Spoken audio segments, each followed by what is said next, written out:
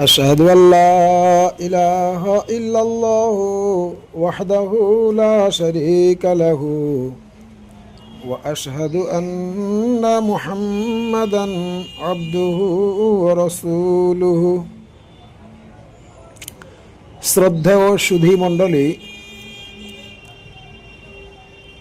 আপনাদের সম্মুখে বিগত দিনের পরপর পর্ব চলে আসছিল আল মেয়ারুস সাহিহ লি মারিফাতিল মাহদি আল মসিহ, অর্থাৎ সত্যের মাপদণ্ডে ইমাম মাহদি বা প্রতিশ্রুত মসিহ মাউদ আলাইহিস সালাতু ওয়াস সালামকে চিনিয়া লইবার উপায়। আজ সেই বিষয়ের উপরে আজকেকার পর্ব চলবে। হাদ্দাসানা আল হাসান বিন আলী আল খিলাল, হাদ্দাসানা আউন বিন আম্মারা, হাদ্দাসানা আবদুল্লাহ বিন আল মাসনা বিন সামামা বিন আবদুল্লাহ বিন আনাস আন আবিহি আন জাদ্দিহি আন আনাস বিন মালিক আন আবি কাতাদা রাদিয়াল্লাহু তাআলা আনহু ক্বাল قال رسول الله صلى الله تعالى عليه وسلم الآيات بعد المئتين, অর্থাৎ হযরতে আনাস বিন মালিক রাদিয়াল্লাহু তাআলা আনহু এবং আবি কাতাদা রাদিয়াল্লাহু তাআলা আনহুমা উভয় সাহাবী থেকে হাদিস বর্ণিত হয়েছে যে হযরত রাসূলুল্লাহ সাল্লাল্লাহু তাআলা আলাইহি ওয়াসাল্লাম সেই 200 বছর হযরত প্রিয়নবী সাল্লাল্লাহু তাআলা আলাইহি ওয়াসাল্লাম বলেছেন, সেই 200 বছর যা 1000 বছর পরে আসবে, যা ইমাম মাহদি আলাইহিস সালাতু ওয়াস সালামের জাহির হওয়ার যুগ, অর্থাৎ ইমাম মাহদি আলাইহিস সালাতু ওয়াস সালাম বাহির হবেন বা প্রকাশ করবেন। হাদিসটি এসেছে সুনানে ইবনে মাজা বাবু আল আয়াত 294 পৃষ্ঠা, পাকিস্তান করাচি ছাপা, মুসনাদে আহমদ বিন হাম্বাল এবং মেশকাত শরীফের 471 পৃষ্ঠা, দিল্লি ছাপা। এই হাদিসটির উপরে অনেক গায়ের আহমদি মৌলবীরা প্রশ্ন করেন যে এই হাদিসটির সম্পর্কে ইবনুল জাওজির বরাত দিয়ে তারা বলেন হাদিসটি জয়ীফ। এ ব্যাপারে এই জয়ীফ বলে তারা সাধারণ জনগণেরকে বিভ্রান্ত করছেন এবং এই হাদিসটির উপরে আমল করতে দিচ্ছেন না, এবং তারা ইমাম মাহদি আলাইহিস সালাতু ওয়াস সালাম আসবেন বলে দিনের পর দিন তাদেরকে অপেক্ষা করাচ্ছেন, অথচ ডেট তারিখ যে মেনশন করা রয়েছে পবিত্র কোরআন এবং হাদিসে, সেই ডেট তারিখের হাদিস বা কোরআনের আয়াতগুলি তাদের সামনে তুলে ধরছেন না, এবং সঠিক দলিল, সঠিক রাসূলুল্লাহ সাল্লাল্লাহু আলাইহি ওয়াসাল্লামের ভবিষ্যৎবাণী সেগুলি তুলে ধরছেন না, সেগুলিকে চেপে রাখছেন। যার কারণে এই সকল বিষয়ের উপরে আমার ইলমি বাহাস চলছিল। আজ এর উত্তর দিচ্ছি, আপনারা খুব আশা করি ভালো করে খেয়াল করে শুনবেন এবং বুঝার চেষ্টা করবেন। আপনারা বুঝতে পারলে আমি ধন্য হব, প্রকৃত সত্যর উদ্ঘাটন হবে এবং মিথ্যা দূরীভূত হবে। এর 1 নম্বর উত্তর হলো, আরবি 4th হিজরি শতাব্দীর যুগ সংস্কারক ইমাম আবু আবদুল্লাহ আহমদ বিন মোহাম্মদ বিন হাম্বল রহমতুল্লাহ আলাই, যিনি জন্মগ্রহণ করেছিলেন বাগদাদে 164 হিজরিতে, আরবি 164 হিজরিতে তিনি বাগদাদে জন্মগ্রহণ করেছিলেন এবং তিনি মৃত্যুবরণ করেছিলেন 241 হিজরিতে জুম্মার দিন, অর্থাৎ শুক্রবার।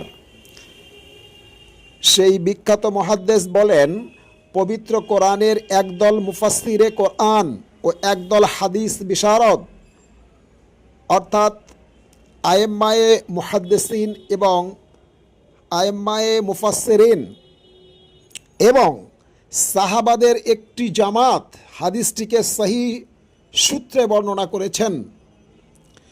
তিনি তার মুসনাদে আহমদে হাদিসটি সহিহ সূত্রে বর্ণনা করেছেন। তিনি হাদিস সংগ্রহ ও সংকলনের কাজ এমনইভাবে দক্ষতা ও যোগ্যতার সাথে করতেন যে প্রতিটি হাদিস কোরআনের সাথে সামঞ্জস্য আছে কি না খবরে ওয়াহেদের সাথে মিল আছে কি না, এমনকি প্রতিটি হাদিসের সনদের দিকে গভীরভাবে খেয়াল করতেন এবং সনদের কোনো গরমিল দেখা দিলে সেই হাদিসকে পরিত্যাগ করতেন এবং সহি সূত্র সনদে হাদিসগুলি লিপিবদ্ধ করতেন। তিনি ছিলেন 10 লক্ষ হাদিসের হাফেজ। খবরে ওয়াহেদের মুত্তাসিলুস সনদে এবং সেকার আবিদের রেওয়ায়েতগুলি বিনা শর্তে তিনি গ্রহণ করতেন। সেকার আবিদের মুত্তাসিলুস সনদের রেওয়ায়েতগুলি একত্রিতকরণ করে তার মুসনাদে আহমদ গ্রন্থে স্থান দিয়েছেন। উক্ত হাদিস গ্রন্থে 40,000-এরও বেশি হাদিস বর্ণিত আছে, যার মধ্যে ইমাম মাহদী আলাইহিসসালাতু ওয়াসসালামের আবির্ভাব সংক্রান্ত সহিহ সূত্রে একাধিক হাদিস বর্ণিত হয়েছে। এই জাতীয় হাদিসগুলি আধ্যাত্মিক ইলমের হাদিসের মধ্যে শামিল হয়। তিনি মুজাদ্দেদ হওয়ার কারণে আল্লাহ তাআলা তাকে আধ্যাত্মিক ইলমও দান করেছিলেন। এরপরে আসবো 2 নম্বর উত্তর। ইমাম শাফিঈ রহমতুল্লাহ আলাই ইমাম আহমদ বিন হাম্বল রহমতুল্লাহ আলাই সম্বোধন করে বলতেন, যদি আপনার কাছে কোনো সহিহ হাদিস পৌঁছায় তাহলে অনুগ্রহপূর্বক আমাকে যেন অবগত করা হয়, চাই সে হাদিসের রাবি হেজাজি অথবা শামি অথবা ইয়ামানি অথবা ইরাকি হোক না কেন।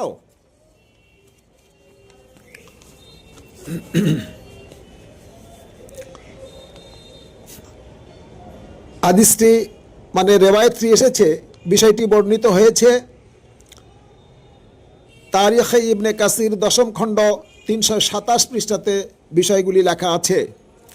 কারণ যার কাছ থেকে ইমাম শাফিঈ রহমতুল্লাহ আলাই হাদিস সংগ্রহ করার জন্য এত আগ্রহ ছিলেন, সেই বিখ্যাত মুহাদ্দিস, বিখ্যাত তৎকালীন যুগের মুজাদ্দেদে জামান, তৎকালীন যুগের মুহাদ্দিসদের অন্যতম মুহাদ্দিস, তিনি হচ্ছেন ইমাম আহমদ বিন হাম্বল রহমতুল্লাহ আলাই।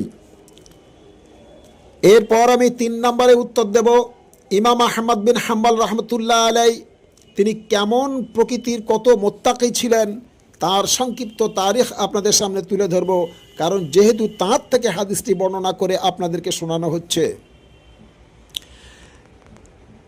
সৈয়দ ইমাম আহমদ বিন হাম্বল রহমতুল্লাহ আলাই জীবনে তিনি 5 বার হজ করেছিলেন।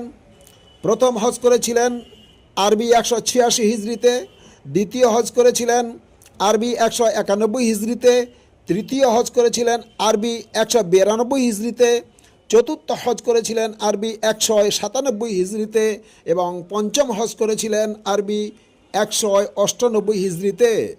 তারিখ ইবনে কাসির 10ম খণ্ড 326 পৃষ্ঠাতে লেখা আছে। এরপর আমি 4 নম্বর উত্তর দেব। ইমাম শাফিঈ রহমতুল্লাহ আলাই বলেন, শেষ জীবনের দিকে আমার সঙ্গে ইমাম আহমদ বিন হাম্বল রহমতুল্লাহ আলাই এর মক্কায় সাক্ষাৎ হয়েছিল। তখন দেখলাম ইমাম আহমদ বিন হাম্বল রহমতুল্লাহ আলাই এত পরিমাণে হাদিস হিফজ করেছিলেন এবং রেওয়ায়াতগুলি লিপিবদ্ধ করেছিলেন যে, এবং এই এতই ইলম অর্জন করেছিলেন যে তার সমকক্ষ ইরাকে বা আরবে কেউ ছিল না। এতদ সত্ত্বেও হাদিস সংগ্রহ সংকলনের জন্য তার সফর বন্ধ ছিল না। ইবনুল জাউজি 28 পৃষ্ঠাতে বর্ণিত হয়েছে।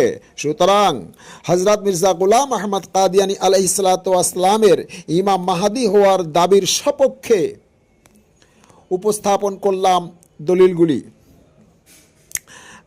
তার ইমাম মাহদী হওয়ার সপক্ষে এমনই একজন মনীষীর গ্রন্থ থেকে হাদিস উদ্ধৃতি দিলাম বা দলিল উপস্থাপন করলাম। মুসনাদে আহমদের উক্ত হাদিসের ব্যাখ্যায় বিখ্যাত হাদিস বিশারদ মোল্লা আলী কারি হানফি রহমতুল্লাহ আলাই বলেন, ব্যাখ্যাটা আমরা দিচ্ছি না। হানাফি জগতের বিখ্যাত ইমাম মোল্লা আলী কারি হানফি রহমতুল্লাহ আলাই ওই হাদিসটি সম্পর্কে, যে হাদিস পূর্বে আমি আপনাদের সামনে পাঠ করেছি, যে হাদিসটিকে কেন্দ্র করে আপনাদের সম্মুখে আমি বিষয়ে বর্ণনা করছি, সেই হাদিসটি সম্পর্কে তিনি কি ব্যাখ্যা দিয়েছেন দেখুন। ওহুয়া বাদা মিয়াতাইনে, ইমাম মোল্লা আলী কারি রহমতুল্লাহ আলাই উক্ত হাদিসের ব্যাখ্যায় বলছেন, আই বাদাল মিয়াতাইনে বাদা আলফেন ওহুয়াল ওয়াক্তুলি জহুরিল মাহদি, অর্থাৎ সেই 200 বৎসর পরে যা 1000 বৎসর পর আসবে, ওহাই ইমাম মাহদি আলাইহিসসালাতু ওয়াসসালামের জাহির হওয়ার সময়। বইটির নাম মেরকাত ফি শরহে মিশকাত, হাশিয়া মিশকাত, 2য় খণ্ড 471 পৃষ্ঠা। সুতরাং 1200 হিজরির পরে ইমাম মাহদী আলাইহিসসালাতু আসসালাম পৃথিবীর বুকে জাহের হবেন বা প্রকাশ হবেন। হানাফি জগতের বিখ্যাত ইমাম, বিখ্যাত আলেম, বিখ্যাত মুহাদ্দিস মোল্লা আলী কারি হানফি রহমতুল্লাহ আলাই বলেছেন। তো আজকের যারা হানাফি জগতের বড় বড় আলেম হানাফি বলে দাবি করেন, তারা এই সত্যটাকে কেন মানুষের সামনে প্রচার করছেন না, জনগণের সম্মুখে কেন এটাকে চেপে রাখছেন, এই প্রশ্ন তাদের কাছে আমার। সাধারণ জনগণ যারা শুনছেন, যে সমস্ত সুধীমণ্ডলী আমার বক্তব্য শুনছেন, বিশেষ করে আপনাদের অনুরোধ যে আপনারা এই সত্যটাকে তুলে ধরুন তাদের সামনে। কেন তারা চেপে রাখছেন, এগুলি জনগণের সম্মুখে কেন প্রকাশ করছেন না? কারণ এগুলো আমাদের বক্তব্য নয়। আমরা পবিত্র কোরআন, হাদিস এবং বড় বড় মুহাদ্দিসিনে কেরাম থেকে তাদের কথাগুলি, তাদের বক্তব্যগুলি রিলে করে আপনাদেরকে শোনাচ্ছি। এরপর 5 নম্বর উত্তর দেব, ইমাম আহমদ বিন হাম্বল রহমতুল্লাহ আলাই ও তাঁর লেখা বিখ্যাত হাদিসের কিতাব মুসনাদে আহমদ বিন হাম্বল গ্রন্থের সম্পর্কে প্রিয় শ্রোতামণ্ডলীর সম্মুখে আরেকটু পরিচয় দিয়ে দিই। ইমাম আহমদ বিন হুসাইন আল বাইহাকি রহমতুল্লাহ আলাই, যিনি মৃত্যুবরণ করেছিলেন আরবি 458 হিজরিতে, তাঁর লেখা মারুফ সুনানে আল আসার গ্রন্থে মুসনাদে আহমদ বিন হাম্বলের থেকে হাদিস জড়ো করেছেন। 7 নম্বর দলিল, ইমাম আবদুল্লাহ বিন মোহাম্মদ আল হারবি রহমতুল্লাহ আলাই, যিনি মৃত্যুবরণ করেছিলেন আরবি 481 হিজরিতে, তাঁর লেখা মানাকিবুল ইমাম আহমদ গ্রন্থে মুসনাদে আহমদ বিন হাম্বলের হাদিস থেকে হাদিস জড়ো করেছেন। 8 নম্বর দলিল, ইমাম হাফেজ আবি জাকারিয়া ইয়াহিয়া বিন আব্দুল ওয়াহাব ইবনে মান্দাহ, যিনি মৃত্যুবরণ করেছিলেন আরবি 512 হিজরিতে, তাঁর লেখা মানাকিবুল ইমাম আহমদ গ্রন্থে মুসনাদে আহমদ থেকে হাদিস জড়ো করেছেন।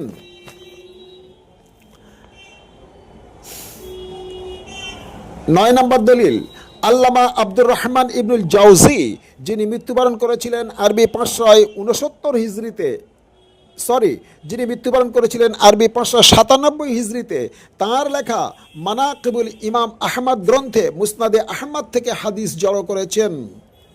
10 নম্বর দলিল, ইমাম হাকিম রহমতুল্লাহ আলাই তাঁর লেখা মুস্তাদরাকে হাকিম গ্রন্থে আল আয়াতু বা'দাল মিয়াতাইনে উক্ত হাদিসটি লিপিবদ্ধ করেছেন। মুস্তাদরাকে হাকিমের বৈশিষ্ট্য হলো আলা শর্তে সহিহাইন, অর্থাৎ ইমাম বুখারী ও ইমাম মুসলিমের শর্ত অনুযায়ী হাদিসকে জড়ো করা হয়েছে। উক্ত হাদিসকে ইমাম হাকিম রহমতুল্লাহ আলাই বলেন হাজা হাদিসুন সহিহুন, অর্থাৎ উক্ত হাদিসটি সহিহ। সুতরাং যারা জয়ীফ হাদিস বলে চেল্লাচেল্লি করেন, বাজারে শোরগোল করছেন, বাজারকে গরম করছেন এবং জনগণদেরকে বিভ্রান্ত করছেন, আমি যে সমস্ত মনীষীদের বক্তব্য, যে সমস্ত মনীষীদের রওয়ায়েত বা তাদের দলিল আপনাদের সম্মুখে উদ্ঘাটন করলাম, তারা নিশ্চয়ই কোনো সাধারণ আলেম ওলামা নয়, সাধারণ মৌলবী নয়, তারা জগৎ বিখ্যাত বিখ্যাত মুহাদ্দিস। এবং তারা যে কিতাবে, যে সকল গ্রন্থে উক্ত হাদিসটি লিপিবদ্ধ করেছেন, তাহলে যার থেকে হাদিসগুলি নিয়েছেন তিনি কেমন প্রকৃতির, সেই জন্যে এই বিষয়টির নাম দেওয়া হয়েছিল যে সত্যের মাপদণ্ডে। 11 নম্বর উত্তর দেব, অতএব সহি সেকার আবিদের হাদিস ছাড়া মুস্তাদরাক নাম দিয়ে হাদিস জড়ো করা যায় না। বিরুদ্ধবাদীরা হাদিসের এই অসুলটি মনে হয় ভুলে গিয়েছেন। কারণ যখন তখন যে কোনো গ্রন্থে কোনো কিছু লিখে মানুষের সামনে প্রচার করলে সেটা প্রমাণ হয় না, অথেন্টিক দলিল হিসেবে প্রমাণ হয় না। আমি যা আপনাদের সম্মুখে উপস্থাপন করলাম যাদের হাওয়ালা দিয়ে, এগুলি হলো অথেন্টিক দলিল। এই দলিল খণ্ডন করার মতো জগতের কোনো মৌলবীদের ক্ষমতা নেই, কোনো আলেমের ক্ষমতা নেই এই দলিলগুলিকে খণ্ডন করতে পারেন। কারণ তাদের উপরে কলম ধরতে হবে, ইমাম বুখারী ইমাম মুসলিমের এগনেস্টে কলম ধরতে হবে, এই সকল মুহাদ্দিসদের এগনেস্টে কলম ধরতে হবে, এমন পাওয়ার কার আছে? অতএব মুসনাদে আহমদের ওই হাদিসের পরিভাষা অনুযায়ী ইমাম মাহদী আলাইহিসসালাতু ওয়াসসালামের প্রকাশ হওয়ার সপক্ষে প্রমাণ করে। তো ইমাম মাহদী আলাইহিসসালাতু ওয়াসসালাম প্রকাশ হবে, তিনি জাহের হবেন আরবি 1200 হিজরির পরে, অর্থাৎ 1300 হিজরিতে। সুতরাং হযরত মির্জা গোলাম আহমদ কাদিয়ানী আলাইহিসসালাতু ওয়াসসালামের প্রতিশ্রুত মাহদী বা মসিহ হওয়ার মানে দাবির ক্ষেত্রে উক্ত হাদিস তার সপক্ষে সত্য প্রমাণ করে, যেহেতু তিনি আলাইহিসসালাতু ওয়াসসালাম আরবি 1306 হিজরিতে ইমাম মাহাদি হওয়ার দাবি করেন। উক্ত হাদিসে বর্ণিত নির্ধারিত তারিখে হযরত মির্জা গোলাম আহমদ কাদিয়ানী আলাইহিসসালাতু ওয়াসসালাম ব্যতীত পৃথিবীতে আর কেউ দ্বিতীয়জন দাবি করেননি। পৃথিবীর কোনো রাষ্ট্রে বলেন, কোনো দেশে বলেন, ওই নির্ধারিত তারিখে ওই নির্দিষ্ট সময়ে দ্বিতীয়জন আর কেউ দাবি করেননি, একমাত্র তিনি আলাইহিসসালাতু ওয়াসসালাম ব্যতীত। অতএব পবিত্র কোরআন এবং পবিত্র হাদিসের এবং বিশ্বের সকল বড় বড় মনীষীদের ভবিষ্যৎবাণী অনুযায়ী তাঁদের ডেট তারিখ মেনশন মানে করে তিনি যে দাবি করেছেন একদম নির্ধারিত ডেটে নির্ধারিত সময়ে, অতএব এটা আমাদের নিজস্ব কোনো মন গড়া কথা নয়, মন গড়া মানে উদ্ধৃতি নয়। অনেকেই প্রশ্ন করেন, অনেক মৌলবীরা বলে থাকেন যে ইমাম মাহাদি নামে হাদিস সহি নয়, কারণ এই কারণে সহি বুখারী এবং সহি মুসলিমের মতো হাদিস গ্রন্থে এই হাদিস লিপিবদ্ধ নেই। অতএব দাবিকারক মসিহকে মান্য করা যাবে না, এইভাবে তারা বাজারে প্রকাশ করছেন। দেখুন, এর এগনেস্টে আমি দলিল পেশ করছি।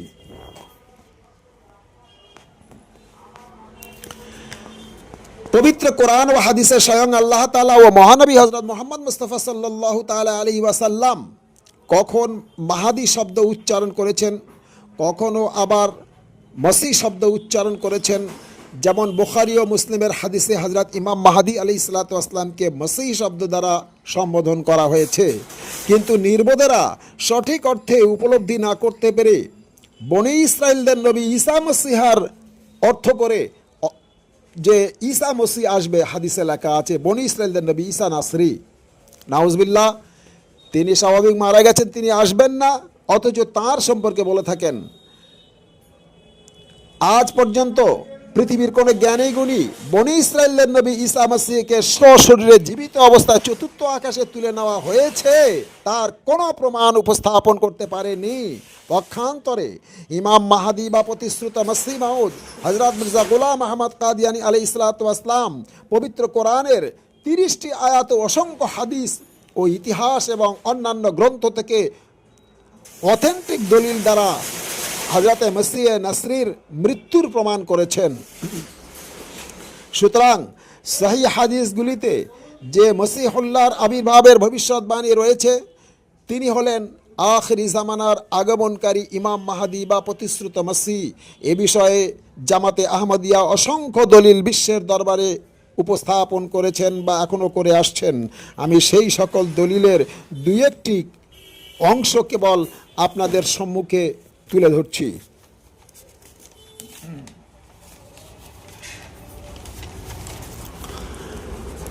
যেমন 15 নম্বর দলিল, বুখারী শরীফের বিখ্যাত কিতাব ইমাম বুখারী রহমতুল্লাহ আলাইহির বিখ্যাত কিতাব বুখারী শরীফের কিতাবুল আম্বিয়া বাবু ওয়াজকুরু ফিল কিতাবে মারিয়ামার অধ্যায় 658 নম্বর হাদিসে হযরতে আবু হুরায়রা রাদিয়াল্লাহু তাআলা আনহু বর্ণিত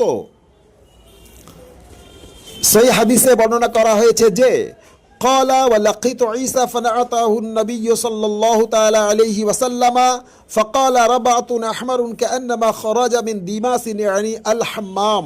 অর্থাৎ হযরত প্রিয় নবী সাল্লাল্লাহু তাআলা আলাইহি ওয়াসাল্লাম বলেন, মেরাজের রাত্রে আমি দ্বিতীয় আকাশে হযরত ঈসা আলাইহিসসালাতু ওয়াসসালামের সঙ্গে সাক্ষাৎ করলাম, যার গায়ের রং লাল এবং এমনই যে মনে হলো যেন এখনই জাফরানের গোলা খাম্বা থেকে বেরিয়ে আসছে।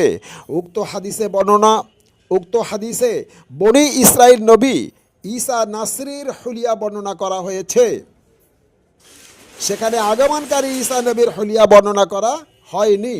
অর্থাৎ খ্রিস্টানদের নবী, নাসারাদের নবী, যে নবী মানে ইতিপূর্বে এসেছিলেন সেই নবী অর্থাৎ ঈসা নাসরি বলা হয়েছে, তার সম্পর্কে হুলিয়া বর্ণনা করা হয়েছে।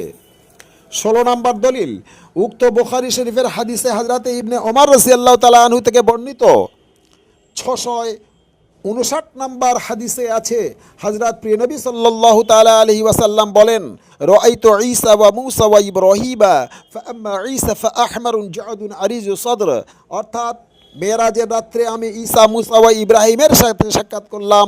এরপর হযরত ঈসা আলাইহিস সালাতু ওয়াস সালামের হুলিয়া বর্ণনা করে বলেন যে হযরত ঈসা আলাইহিস সালাতু ওয়াস সালামের গায়ের রং লাল, মাথার চুল কোঁকড়ানো এবং প্রশস্ত বক্ষ। উক্ত হাদিসে যে ঈসার সম্পর্কে রাসূলুল্লাহ সাল্লাল্লাহু আলাইহি সাল্লাম বর্ণনা করলেন, ওই ঈসা আলাইহিস সালাতু ওয়াস সালামকে অন্যান্য মৃত নবীদের সাথে দ্বিতীয় আকাশে তিনি সাক্ষাৎ করেছেন এবং তার হুলিয়া বর্ণনা করেছেন। তিনি কেমন দেখতে, তার রং কেমন, তার মাথার চুল কেমন, তার বক্ষদেশ কেমন, এই সম্পর্কে বিস্তারিত হুলিয়া বর্ণনা করে দিয়েছেন স্বয়ং রাসূলুল্লাহ সাল্লাল্লাহু তাআলা আলাইহি ওয়াসাল্লাম। এবং যে ঈসা মারা গিয়েছেন, যে ঈসা আলাইহিস সালাম আর পৃথিবীতে আসবেন না, যার ব্যাপারে যে বিষয়ে হযরত মির্জা গোলাম আহমদ কাদিয়ানী আলাইহিস সালাম তিনি পবিত্র কোরআন থেকে 30টি আয়াত দ্বারা এবং ইতিহাস ও অন্যান্য গ্রন্থ থেকে তার মৃত্যুর অথেন্টিক দলিলগুলি পেশ করেছেন, যা আজও পর্যন্ত পৃথিবীর কেউ প্রমাণ করাতে পারেননি যে হযরত ঈসা আলাইহিস সালাম সশরীরে চতুর্থ আকাশে গিয়েছে এবং সেখানে বেঁচে আছে এবং সেখান থেকে আসবে। এর এগনেস্টে জামাতে আহমদিয়ার প্রচুর অসংখ্য দলিল পেশ করা হয়েছে। ওয়ালাইকুম আসসালাম। উক্ত বুখারীর হাদিসে এবারে আপনাদের সম্মুখে 100 নম্বর দলিল হিসাবে পেশ করছি। উক্ত বুখারীর হাদিসে উক্ত অধ্যায়ে হযরতে আব্দুল্লাহ বিন ওমর রাদিয়াল্লাহু তাআলা আনহু থেকে বর্ণিত 660 নম্বর হাদিসে হযরত প্রিয় নবী সাল্লাল্লাহু তাআলা আলাইহি ওয়াসাল্লাম বলেন, ইয়াউমা বাইনা যাহারান নাস আল মাসিহ আদ-দাজ্জাল। অর্থাৎ একদিন জনগণের সম্মুখে দাজ্জালের বর্ণনা করছিলেন। ফাকালা, এবং বললেন, ইন্নাল্লাহা লাইসা বিআওয়ারা, আল্লাহ তাআলা কানা নয়। আলা ইন্নাল মাসিহাদ দাজ্জাল আওয়ারু, কিন্তু মাসিহুদ দাজ্জাল কানা হবে। কে বলছেন? মহানবী হযরত মুহাম্মদ মুস্তাফা সাল্লাল্লাহু তাআলা আলাইহি ওয়াসাল্লাম বর্ণনা করছেন। আলা আইনিল ইউমনা কাআন্না আইনাহু ইনাবাতুন তাফিয়াহ, তার ডান চক্ষুটা হবে ফোলা আঙ্গুরের ন্যায়। ওয়া আরানি লাইলাতা ইনদাল কাবাতি ফিল মানামি, আমি আজ রাত্রে রুয়ায়ে সাদেকা বা সত্য স্বপ্নের মাধ্যমে কাবার নিকট একজন ব্যক্তিকে দেখলাম। ফাইজা রজুলুন আদমু কা আহসানি মা তুরা, যার গায়ের রং গন্ধমি বর্ণ বা গৌর বর্ণ, মিন উদবির রিজাল, অর্থাৎ গায়ের রং গন্ধবি বর্ণ, ফর্সা গোরা। তাদরিবুল লিম্মাতাহু বাইনা মানকে বাইহে রজিলুসারে, তার মাথার চুল কাঁধ পর্যন্ত লম্বা এবং সোজা। ইয়াক্তারু রাসাহু মান, মনে হলো যেন তার মাথা থেকে পানি টপকে পড়ছে। ওয়াজিআন ইয়াদাইহি আলা মানকিবি রজুলাইনে, অর্থাৎ সে দুইজন ব্যক্তির কাঁধের উপর 2 হাত রেখেছিল। ওয়াহুয়া ইয়াতুফু বিল বাইতি, এবং কাবা গৃহের তওয়াফ করছিলেন। ফাকুলতু মান হাযা, মহানবী হযরত মুহাম্মদ মুস্তাফা সাল্লাল্লাহু তাআলা আলাইহি ওয়াসাল্লাম বলছেন, আমি জিজ্ঞাসা করলাম, মান হাযা, ইনি কে, সে ব্যক্তি কে? ফাকালু হাযাল মাসীহ ইবনে মারইয়ামা, আমাকে উত্তর দেওয়া হলো সে মসীহ ইবনে মারইয়াম। উক্ত হাদিসে উম্মতে নবী ঈসা মসীহের হুলিয়া বর্ণনা করা হয়েছে। অর্থাৎ আগমনকারী যে মুসাদ্দিকুন নবী বা উম্মতি নবী, তার একটি গুণবাচক নাম হবে ঈসা। তার এত সাংঘাতিক গুণ থাকবে, এত হাই পাওয়ারের তিনি মুজাদ্দেদ হবেন বা ইমাম মাহদি হবেন। আল্লাহ তাআলা তার ডাইরেক্ট নামও রেখেছেন, গুণবাচক নাম ঈসা। এই জন্য রাসূলুল্লাহ সাল্লাল্লাহু তাআলা আলাইহি ওয়াসাল্লাম তার ঈসা নামে সম্বোধন করেছেন। তা রাসূলুল্লাহ সাল্লাল্লাহু আলাইহি সাল্লাম তার কখনো মসীহ নামে সম্বোধন করেছেন। রাসূলুল্লাহ সাল্লাল্লাহু আলাইহি সাল্লাম কখনো তাকে ইমাম মাহদি মানে নামে সম্বোধন করেছেন। তো দেখা গেল যে প্রতিশ্রুত মাসিহ যিনি আসবেন, এই হাদিসে তার হুলিয়া রসুল্লাহ সাল্লাল্লাহু সাল্লাম বর্ণনা করে দিয়েছেন। এবং পূর্বেকার যে ঈসা যিনি মারা গিয়েছেন, পরপর দুখানা হাদিস আপনাদের সম্মুখে তুলে ধরেছি, তার হুলিয়াও বর্ণনা করা হয়ে গিয়েছে। এখন দেখুন 18 নম্বর দলিল, উক্ত বুখারীতে কিতাবুল আম্বিয়ার অধ্যায় 348 নম্বর বাব ওয়াজকুর ফিল কিতাবে মারিয়ামার বাবে 661 নম্বর হাদিসে বিখ্যাত সাহাবা হযরতে আব্দুল্লাহ বিন ওমর রাদিয়াল্লাহু তাআলা আনহু এবং তার পুত্র সালেম রাদিয়াল্লাহু তাআলা আনহুমা উভয় দুজন সাহাবা বর্ণনা করছেন। তারা বলছেন, আমরা আল্লাহর নামে শপথ করে বলছি যে ক্বাল আল্লাহু ওয়াল্লাহি মা ক্বালা নবী সাল্লাল্লাহু তাআলা আলাইহি ওয়াসাল্লাম লি ঈসা আহমর। আমরা আল্লাহ তাআলার নামে শপথ করে বলছি যে আগমনকারী উম্মতে নবী ঈসা মসিহ সম্পর্কে হযরত প্রিয় নবী সাল্লাল্লাহু তাআলা আলাইহি ওয়াসাল্লাম একথা বলেননি যে তার গায়ের রং লাল হবে, বরং তিনি সাল্লাল্লাহু তাআলা আলাইহি ওয়াসাল্লাম বলেছেন ওয়ালাকিন ক্বালা বাইনামা আনা নাইমুন আতুফু বিল কাবা, আমি রুয়ায়ে সাদেকাতে বা সত্য স্বপ্নের মাধ্যমে পবিত্র কাবা শরীফের তওয়াফ করছিলাম। কে বললেন? হযরত মহানবী মুহাম্মদ মুস্তাফা সাল্লাল্লাহু তাআলা আলাইহি ওয়াসাল্লাম বলেন ওয়ালাকিন ক্বালা বাইনামা আনা নাইমুন আতুফু বিল কাবা, অর্থাৎ আমি রুয়ায়ে সাদেকা বা সত্য স্বপ্নের মাধ্যমে পবিত্র কাবা শরীফের তওয়াফ করছিলাম। ফাইজা রাজুলুন আদমু সাবতুশার, গৌর বর্ণের একজন ব্যক্তিকে দেখলাম যার মাথার চুল স্কন্ধ পর্যন্ত লম্বা এবং সোজা। ইউহাদা বাইনা রজুলাইনে, সে দুইজন ব্যক্তির স্কন্ধের উপর হাত রেখে বা ভর দিয়ে যাচ্ছিলেন। ইয়ান্তিফু রাসাহুমা আন আও ইহরাকু রাসাহুমা, তার মাথা হতে পানি টপকে পড়ছিল অথবা তিনি মাথা থেকে পানি ঝাড়ছিলেন। ফাকুলতু মান হাযা, আমি জিজ্ঞাসা করলাম সেই ব্যক্তিটি কে? ক্বালু ইবনে মারিয়াম, উত্তর এলো যে ঈসা ইবনে মারিয়াম। এরপর দুইখানা হাদিসে মহানবী হযরত মুহাম্মদ মুস্তাফা সাল্লাল্লাহু আলাইহি সাল্লামের আগমনকারী উম্মতে নবী বা মুসাদ্দিকুন নবী ঈসা মসিহের হুলিয়া বর্ণনা করেছেন, যাকে তিনি খানায় কাবার নিকট তওয়াফরত অবস্থায় দেখেছিলেন।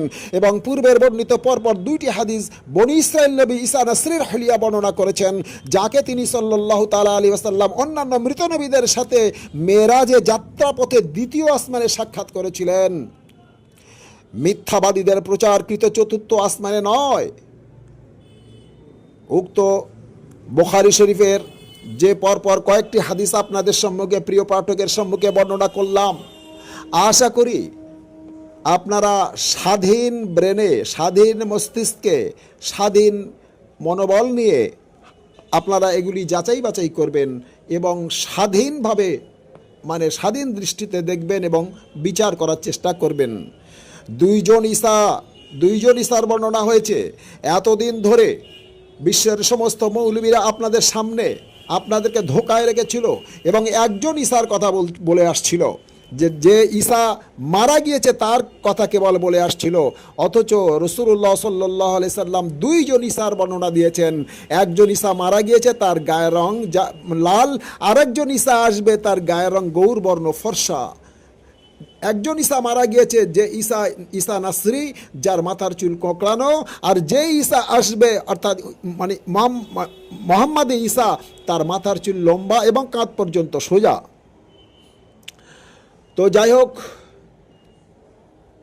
এরপরে আপনাদের সম্মুখে আমি পরের দলিল পেশ করছি। উক্ত বুখারী শরীফের দ্বিতীয় খণ্ডে 213 ও 214 পৃষ্ঠাতে কিতাবে বাদুল খালকের অধ্যায় 290 নম্বর বাব যিকরুল মালাইকাতে হযরতে আনাস বিন মালিক রাদিয়াল্লাহু তাআলা আনহু এবং হযরতে মালিক বিন সাসা রাদিয়াল্লাহু তাআলা আনহুমা উভয় বর্ণিত 440 নম্বর হাদিসে বর্ণনা করা হয়েছে।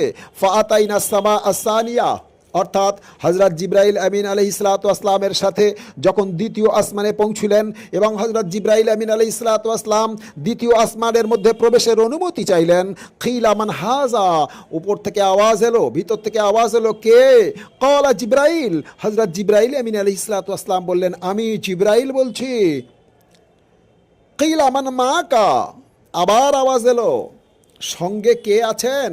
ক্বালা মুহাম্মদ সাল্লাল্লাহু তাআলা আলাইহি ওয়াসাল্লাম, হযরত জিবরাইল আমিন আলাইহিস সালাতু ওয়াস সালাম বললেন, আমার সঙ্গে বিশ্বনবী হযরত মুহাম্মদ মুস্তাফা সাল্লাল্লাহু তাআলা আলাইহি ওয়াসাল্লাম আছেন। কিলা ওয়া কাদ উরসিলা ইলাইহি, ভিতর থেকে আবার আওয়াজ এলো, তাকে কি আহ্বান করা হয়েছে? ক্বালা নাম, হযরত জিবরাইল আমিন আলাইহিস সালাতু ওয়াস সালাম বললেন, হ্যাঁ, কিলা মারহাবা বিহি, তার জন্য ওয়েলকাম এবং ধন্যবাদ, এভাবেই তারা তাকে ওয়েলকাম জানালেন। ওয়ালা নি'মাল মাজি উজা আলা হুসনে তারিফ কি কাবলে, মানে কাবেল, বলছেন উচ্চমানের প্রশংসা এবং প্রশংসার যোগ্য, সর্বোচ্চ প্রশংসার যোগ্য ব্যক্তি এসেছেন অতীব মহা সুসংবাদ তার আগমনের জন্য। অর্থাৎ ভিতরে যে সকল নবী ছিলেন তারা তার সম্পর্কে মানে এইভাবে প্রশংসা করতে লাগলেন। ফাআতাইতু আলা ঈসা ওয়া ইয়াহইয়া, তারা উভয়ে দ্বিতীয় আসমানের মধ্যে প্রবেশ করলেন এবং ঈসা নাসরি ও ইয়াহইয়া আলাইহিমুসসালাতু আসসালাম এর সঙ্গে সাক্ষাৎ করলেন। বনি ইসরাইল নবী ঈসা আলাইহিসসালাতু আসসালাম এবং ইয়াহইয়া আলাইহিসসালাতু আসসালাম একে অপরের খালাতো ভাই, তাদের সঙ্গে সাক্ষাৎ করলেন। অতএব প্রিয় শ্রোতা মণ্ডলী, উক্ত হাদিস হতে স্পষ্ট প্রমাণ হলো যে বনি ইসরাইল নবী ঈসা নাসরির সাথে মহানবী হযরত মুহাম্মদ মুস্তাফা সাল্লাল্লাহু আলাইহি সাল্লামের সাথে সাক্ষাৎ হয়েছিল অন্যান্য মৃত নবীদের ন্যায় দ্বিতীয় আকাশে, চতুর্থ আকাশে নয়।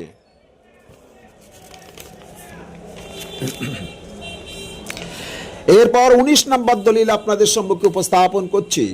উক্ত বুখারী শরীফের হাদিসের দ্বিতীয় খণ্ডে কিতাবে বাদুল খালকের অধ্যায় 291 নম্বর বাব 224 পৃষ্ঠা বিখ্যাত সাহাবা হযরতে আব্দুল্লাহ বিন আব্বাস রাদিয়াল্লাহু তাআলা আনহু বর্ণিত 472 নম্বর হাদিসে মেরাজের বর্ণনায় মহানবী হযরত মুহাম্মদ মুস্তাফা সাল্লাল্লাহু তাআলা আলাইহি ওয়াসাল্লাম বলেন, রাআইতু ঈসা রাজুলাম মারবুআল খালক ইলা হুমরা, অর্থাৎ মেরাজের রাত্রে আমি হযরত ঈসা আলাইহিস সালাতু ওয়াসসালামকে দেখলাম চওড়া সিনা, মাঝারি গোছের এবং গায়ের রং লাল। সুতরাং এই হাদিসেও বনি ইসরাইল নবী ঈসা নাসরির হুলিয়া বর্ণনা করা হয়েছে, তার গায়ের রং লাল। 20 নম্বর দলিল আপনাদের সম্মুখে উপস্থাপন করছি। উক্ত বুখারী শরীফের হাদিসে কিতাবুল মানাকিবের অধ্যায় 456 নম্বর বাবুল মেরাজে 1069 নম্বর হাদিসে হযরতে আনাস বিন মালিক রাদিয়াল্লাহু তাআলা আনহু এবং হযরত মালিক বিন সাআসা রাদিয়াল্লাহু তাআলা আনহুমা উভয় সাহাবীদের থেকে বর্ণিত, হাত্তা আতা সামা আসারিয়া, অর্থাৎ যখন হযরত জিবরাইলের সঙ্গে হযরতে প্রিয় নবী সাল্লাল্লাহু তাআলা আলাইহি ওয়াসাল্লামা মেরাজে যাত্রাপথে দ্বিতীয় আসমানে পৌঁছিলেন, ফাস্তাফতাহা, তখন হযরত জিবরাইল আমিন আলাইহিস সালাতু ওয়াসসালাম মানে কে বলা হলো আসমানের দুয়ার খুলে দাও। কে বলছেন?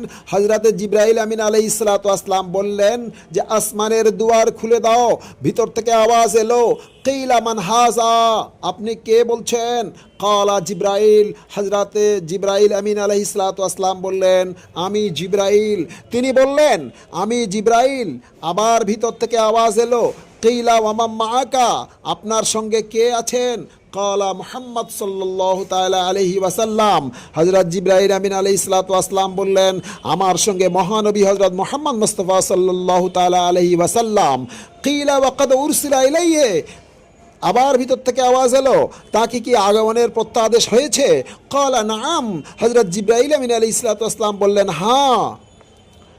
কিলা মারহাবা বিহি ফানি'মাল মাজিউ জাআ, বলা হলো খুশ আমদিদ, অর্থাৎ শুভ আগমন বা খুশির সংবাদ যে সর্বশ্রেষ্ঠ ও মহান নিয়ামতের আগমন হয়েছে।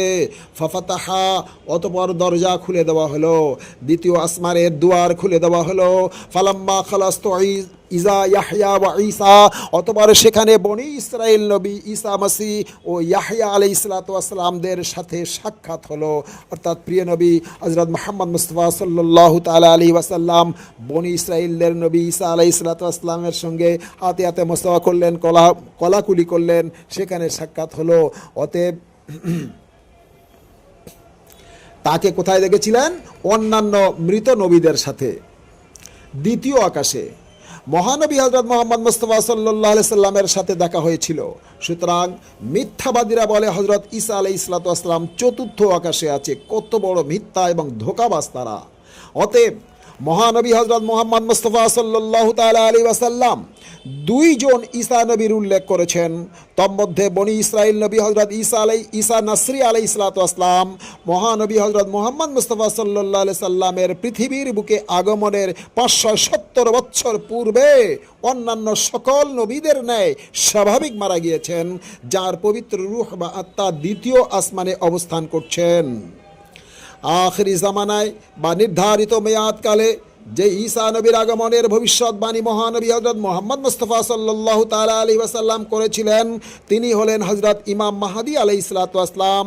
মহানবী হযরত মুহাম্মদ মুস্তাফা সাল্লাল্লাহু তাআলা আলাইহি ওয়াসাল্লাম যাকে খানায়ে কাবায় তওয়াফরত অবস্থায় দেখেছিলেন, সুতরাং হযরত ইমাম মাহদী আলাইহিস সালাতু ওয়াসসালামের একটি গুণবাচক নাম ঈসা বা ঈসা ইবনে মারইয়াম হবে। সুতরাং ঈসা বা ঈসা ইবনে মারইয়াম বললে যে কেবল বনি ইসরাইলের নবী ঈসা নাসরির কথা বুঝায়, এরূপ বিশ্বাস বা ধারণা সম্পূর্ণ ভুল।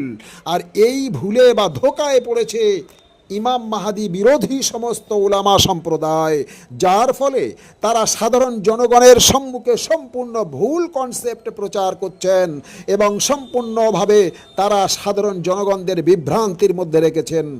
দেখুন 21 নম্বর দলিল আপনাদের সম্মুখে উপস্থাপন করছি।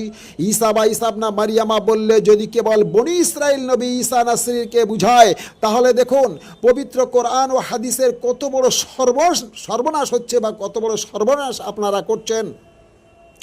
বুখারী শরীফের দ্বিতীয় খণ্ডে কিতাবুল আম্বিয়ার অধ্যায় 345 নম্বর বাবে ওয়াজকুরু কিতাবে মারইয়ামা 303 পৃষ্ঠাতে 653 নম্বর হাদিসে পবিত্র কোরআনের সূরা আল ইমরানের 37 নম্বর আয়াতের তাফসিরে স্বয়ং রাসূলুল্লাহ সাল্লাল্লাহু আলাইহি সাল্লাম কি করেছেন দেখুন।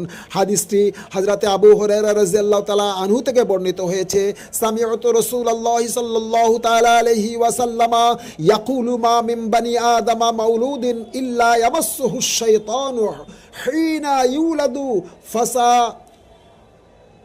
ফায়াস্তাহিল্লু সোরিখাম মিন মাসসি শাইতানি গায়রা মারইয়ামা ওয়া ইবনিহা সুম্মা ইয়াকুলু আবু হুরায়রা রাদিয়াল্লাহু তাআলা আনহু ওয়া ইন্নী উঈযুহা বিকা ওয়া যুররিয়াতাহা মিনাশ শাইতানির রাজীম। অর্থাৎ মহানবী হযরত মুহাম্মদ মুস্তাফা সাল্লাল্লাহু তাআলা আলাইহি ওয়াসাল্লাম বলেন, পৃথিবীর সমস্ত আদম সন্তান যখন জন্মগ্রহণ করে সে সময় বা ভূমিষ্ঠ হওয়ার সময় শয়তান তাদের খোঁচা দেয় এবং শয়তান স্পর্শ করার কারণে শিশু জোর আওয়াজে ক্রন্দন করে, কিন্তু মরিয়াম ও ইবনে মরিয়ামকে স্পর্শ করতে পারে না। এরপর হযরত আবু হুরায়রা রাদিয়াল্লাহু তাআলা আনহু এই দোয়াটি পড়লেন। অতএব মহানবী হযরত মুহাম্মদ মুস্তাফা সাল্লাল্লাহু তাআলা আলাইহি ওয়াসাল্লামকে কি শয়তান খোঁচা দিয়েছিল? নাউজুবিল্লাহ। যদি মরিয়াম বা ইবনে মরিয়াম অর্থাৎ মরিয়াম এবং হযরত ঈসা আলাইহিস সালাতু ওয়াসসালামকে শয়তান স্পর্শ করতে পারবে না, বাকি যত আদম সন্তান পৃথিবীতে জন্মগ্রহণ করেছেন, সে নবী হোক, রসুল হোক, মুজাদ্দেদ হোক, ওলি হোক, আউলিয়া হোক, সবাইকে শয়তান স্পর্শ করে। আমি অত নবীদের কথায় আসব না, কেবল বিশ্ব নবী মহানবী হযরত মুহাম্মদ মুস্তাফা সাল্লাল্লাহু তাআলা আলাইহি ওয়াসাল্লামের কথা বলবো, যাকে না সৃষ্টি করলে আল্লাহ তাআলা কুল কায়নাতকে সৃষ্টি করতে না।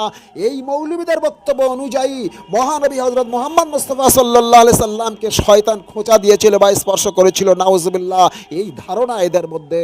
সুতরাং মরিয়াম বা ইবনে মরিয়াম বলতে কি বুঝায় আজও পর্যন্ত এদের বুঝে আসলো না। এই আধ্যাত্মিক কথাগুলো, এই আপনার আয়াতের বা হাদিসের তফসিরগুলো তাদের বুঝে আসলো না। আয়াতে মুতাশাবিহাত কাকে বলে, আয়াতে মুহকামাত কাকে বলে, এ সম্পর্কে তাদের ধারণাও হলো না।